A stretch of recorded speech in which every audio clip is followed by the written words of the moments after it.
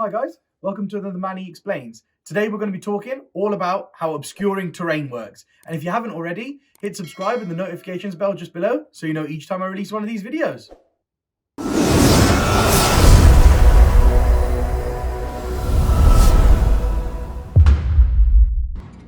This is an example of an obscuring terrain feature, guys. This is a ruin, and at its highest point, it is more than 5 inches in height.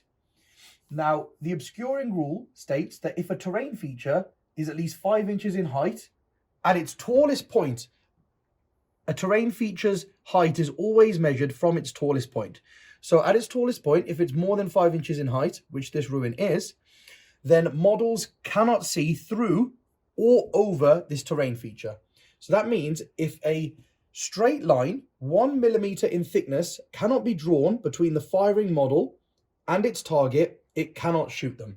For example, this exocrine over here cannot see these demonettes. There are windows in this terrain feature, and of course, at this point, the terrain feature is only 1 inch in height, but the entire terrain feature cannot be seen over or through because at its tallest point, it is more than 5 inches in height.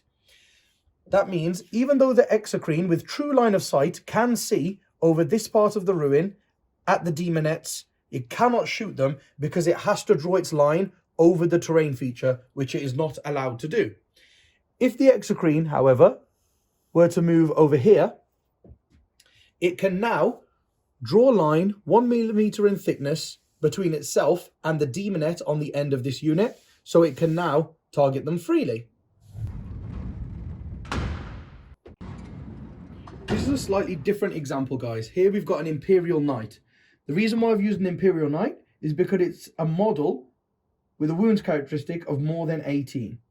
Now, if there is a model with a wounds characteristic of more than 18 or an aircraft model, then they are visible and can be targeted even if the terrain feature that is obscuring is in between them and the firing model.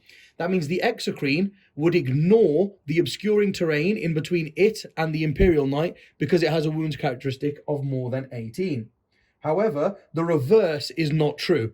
That means the Imperial Knight would not be able to shoot the exocrine because the exocrine does have less than 18 wounds.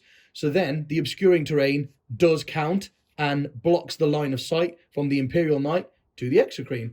So the exocrine can shoot the Imperial Knight freely, but the Imperial Knight cannot shoot the exocrine. The final thing that I would like to explain about obscuring terrain is it only works if it is between you and the firing model. However, if, say, this vehicle on this side were to touch the piece of obscuring terrain, the obscuring terrain does not count anymore. If you are touching it, you can see freely through it, but can also be seen through it freely as well. So both units here would be able to target each other freely because one of them is touching the obscuring terrain. So it can see the exocrine through the piece of obscuring terrain, but the exocrine can also see it.